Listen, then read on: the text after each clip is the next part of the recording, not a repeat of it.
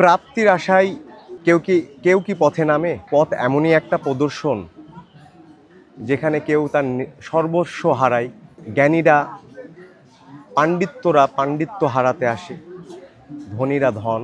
লালন সাইজির সাথে আসলে সিদ্ধি বা গাজা, এই বিষয়টা কতটুকু সামঞ্জস্যপূর্ণ আসলে দেখার চোখ তো এক একজনের এক এক রকম। সাইজি এখানে বললেন যার ভাবে যার ভাব দাঁড়ালো। গৃহ থেকে যেই নিয়াত নিয়ে আসে সেই নিয়াতেই তার আশীর্বাদটুকু কিন্তু রাখা হয়ে যায়। সাইজির সাথে সিদ্ধির কোনো রকম সম্পৃক্ততায় আমরা সৎ সাধু সঙ্গে আমরা এইদিকে সাইজির ধর্ম প্রচারের জন্য আমরা বিজ্ঞ সাধুরা যখন আমাদেরকে নিমন্ত্রণ করেন তখন আমাদের তাদের বাড়ির ধামে যাওয়া হয়। তো সেখানে গেলে আমাদের জন্য আলাদা আসন করে রাখা হয় এবং ওই আসনের সাথে সাইজির সিদ্ধির কোনো রকম সম্পৃক্ততা নাই। সিদ্ধি শব্দের বাংলা আবিধানিক অর্থ আমি যতটুকু জানি জ্ঞান। আর এই জ্ঞান এমনই প্রাপ্তির জ্ঞান যেটা আমরা যদি একবার বোধ করে নিই, এর থেকে সুষম খাবার এই মানব ভাণ্ডে বা এই জগতে আর কোনো কিছুই নাই। একটা জ্ঞানী লোক কিন্তু সারাদিন দেখবেন বই পড়তে ভালোবাসে। তো ঠিক বিষয়টা হচ্ছে এরকম, সাধককে চর্চার সাথে এগিয়ে যেতে হয়। সিদ্ধি কারা খায়? এখন এখানে ঊর্ধ্বগামী এবং নিম্নগামী দুইটা ব্যাপার আছে। একটা মানুষের জন্য সাইজি বলতেছে সুষম খাবার এবং সুস্থ মানসিকতা। এর থেকে আর বড় কিছু তো সম্পদ আমাদের নাই এবং থাকার কথাও না। তো এইখান থেকেই সাইজির ভক্তকুলেরা, ইতিহাস যতটুকু বলা হয় যে এটা দিক নির্দেশনা যদি থেকেও থাকে, গুরু যেহেতু মহাজন, গুরু যেহেতু বিজ্ঞ, তারা সেই সময় হয়তো এটার সাথে সম্পৃক্ত ছিলেন ঊর্ধ্বগামী নিম্নগামীর বিষয়টা ধারণ করার জন্য। কিন্তু সাইজির নিজেই তখন দিয়েছেন কিন্তু যে গাজায় দম চারিয়ে মনা বোম কালিয়ার বলিস নারী।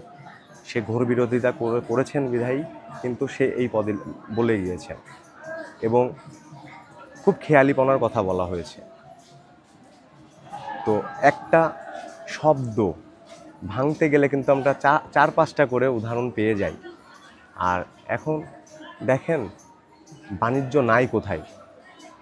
এই যে ভিতরে সাইজের ভিতরের যে এই 20 বিঘার যেই প্লট, এখানে কিন্তু সাধুরা এসে তাদের ভক্তবৃন্দ নিয়ে 24 ঘন্টার অষ্টপ্রহরের একটা সাধু সঙ্গ কাটায় চলে যায়।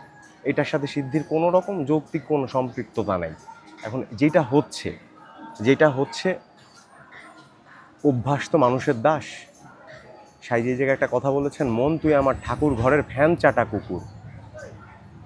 মন যদি কোনো কিছুর একটা স্বাদ পেয়ে যায়, ওই স্বাদ ও পরক্ষণে আপনাকে আমাকে দিয়েই কিন্তু তোলায় নেয়, নিয়ে আপনাকে আমাকেই ভণ্ড বানাই, আমাকে দিয়েই অনুশোচনা বোধ করাই, আমাকে দিয়েই আফসোস করাই এবং আমাকে দিয়েই কিন্তু ভাবায় নেয়।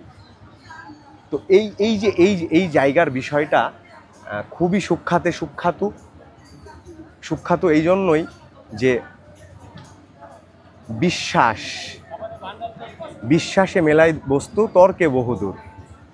তো বিশ্বাসের ধন খুবই গুরুত্বপূর্ণ ধন। সাইজি এখানে একটা সুন্দর তার পদাবলিতে বলে গেছেন যে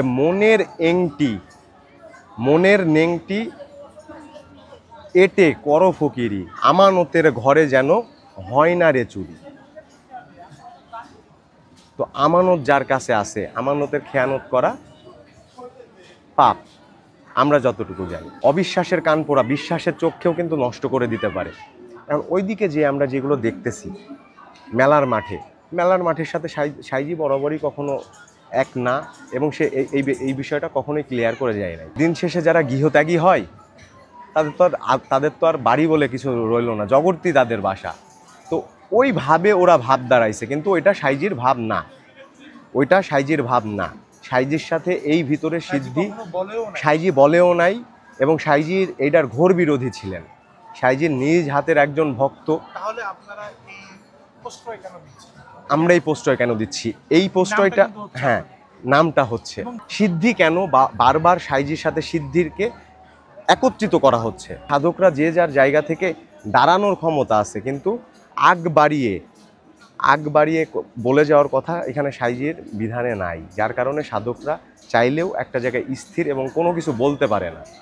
এটা টোটালি সাইজি বলে গেছে তোমার বোধগম্যতা, তোমার চিন্তা চেতনা যে তুমি শনাক্ত করো, তুমি যে এই পথে আমার পথেই এসেছো, আমার পথটা তুমি সুগম করে নিচ্ছ নাকি তোমার জন্য দুর্গম করে নিচ্ছ।